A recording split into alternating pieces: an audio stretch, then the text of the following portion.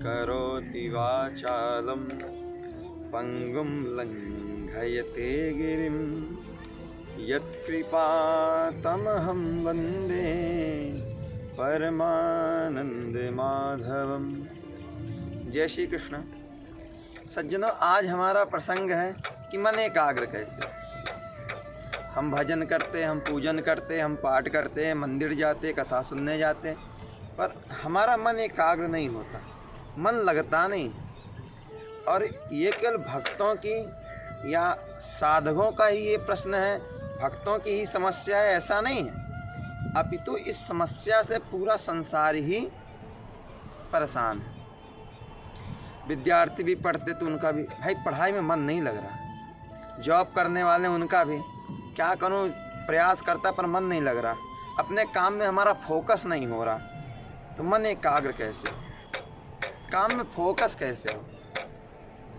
और ऐसा नहीं कि केवल आज की ही समस्या है, ये प्राचीन काल से चली आ रही है।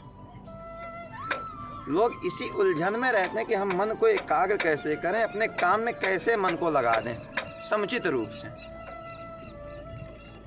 और आपने तो सुना होगा अर्जुन कितने बड़े एकाग्र चित्त थे, लेकिन वो भी गीता में पूछते हैं कि हे प्रभु ये मन एकाग्र कैसे हो।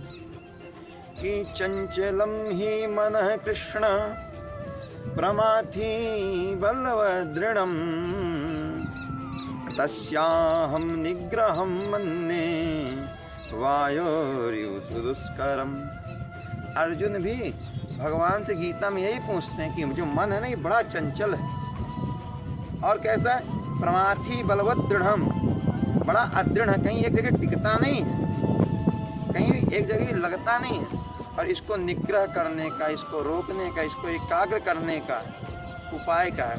और मैं तो ये समझता हूँ कि इसको एकाग्र करना वायु को पकड़ने से भी ज़्यादा कठिन है। वायु रिव दुष्कर, वायु को पकड़ने से भी ज़्यादा कठिन है।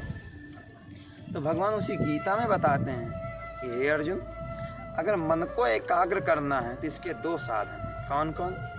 अभ्यास है। एक तुम लगातार अभ्यास कर, जिस कार्य में हम मन को लगा रहे हैं तो मन तो भागेगा, लेकिन हम बार बार मन को हटा के बार बार उसको उसी कार्य में लगाएंगे तो मन एकाग्र होगा। देखो सज्जन, मन है एक बालक की तरह। माता खाना बनाती रहती तो जो नन्हा सा बालक रहता है ना, वो घुटने के बल चल चल के जाता और आग से खेलना चाहता, बार बार आग से खेलना चाहता। माँ क्या करती, उसको धीरे से हटा देती, फिर भी नहीं मानता, फिर आ जाता, फिर धीरे से हटा देती। तो माँ क्या करती है, थोड़ा चूल्हे को उठा के ऊपर रख देती, बच्चा फिर आता, फिर नहीं मानता, तो इस बार माँ को क्रोध आ जाता तो 2-3 बार मार देती उसे। इसी तरह हमें मन के साथ भी करना, पहले मन को समझाएं कि नहीं ऐसे नहीं, ऐसे नहीं, ऐसे नहीं, और फिर नहीं मानता तो उस चीज़ से एकदम से दूर कर दो, थोड़ा उसको दंड दो, थोड़ा उसको डरा दो कि नहीं अगर आप पढ़ोगे नहीं तो फिर आप परीक्षा में फेल हो जाओगे, या आप भजन नहीं करोगे तो परमात्मा की प्राप्ति नहीं होगी, भवसागर से तरोगे नहीं। उसको इस तरह से डराओ तो मन एकाग्र होता। पहला अभ्यास, जहाँ भी मन जाए उसको ला ला के अपने कार्य में लगाओ। और दूसरी चीज़ बताई गई है वैराग्य। वैराग्य क्या है? देखो सज्जनों, वैराग्य का तो मतलब है विरक्ति से, लेकिन यहाँ पर मैं अर्थ ले रहा हूँ आप जिस कार्य को कर रहे हैं उसमें जो जो बाधा पहुँचा रहे उनसे विरक्ति ही वैराग्य है। यदि आप भगवत प्राप्ति का उपाय कर रहे हैं तो भगवत प्राप्ति में जो जो चीज़ें बाधा बन रही उनसे विरक्ति ही वैराग्य है। या आप कुछ सांसारिक कार्य कोई भी फल की सिद्धि के लिए कर रहे हैं, मुझे नौकरी मिले या मैं अच्छे से टॉप कर जाऊं एग्ज़ाम में, तो उसमें आपकी पढ़ाई में जो जो बाधा बन रही है उनसे विरक्ति। जब दो चीज़ आपके जीवन में आएंगी, एक अभ्यास और दूसरा वैराग्य, तभी मन एकाग्र होगा। और जब तक मन एकाग्र नहीं होगा तब तक कुछ नहीं हो सकता। हमारे संत जन कहते हैं कि देखना इंद्रियों के न घोड़े भागे, उनमें हरदम ये संयम के कोड़े पड़े।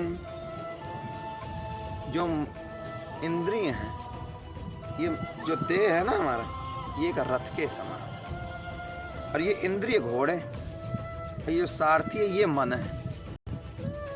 और जो मन जो है चंचल हो जाता है, मतलब मन जब थोड़ा सा, हम जब मन को ढील दे देते हैं ना, तो जो जिन घोड़ों को वो लगाम लगाता है वो भी इधर उधर भटकने लग जाते हैं। लेकिन जब हम मन को शासन में रखते, अनुशासन में रखते, उसको बार बार बताते नहीं ये तेरे लिए सही नहीं है, इधर जाओ इधर जाओ, तो वो अपने इंद्रिय रूपी घोड़ों में संयम का कोड़ा लगाता है। तो जो देह रूपी रथ है ये सुमारक अपने मार्ग पर चलता जाता है, और अंत में जो मंजिल है, जो गंतव्य है, उसे प्राप्त कर लेता है। इसलिए सज्जनों, अगर हमें कुछ भी करना, चाहे भगवत प्राप्ति करनी है या अन्य संसारिक कुछ सुखों को या भोगों को या अपने लक्ष्य को प्राप्त करना है, तो मन एकाग्र करना होगा। और एक ही साधे सब सधे, एक साधने सब सध जाता है, वो एक क्या है, मन ही है।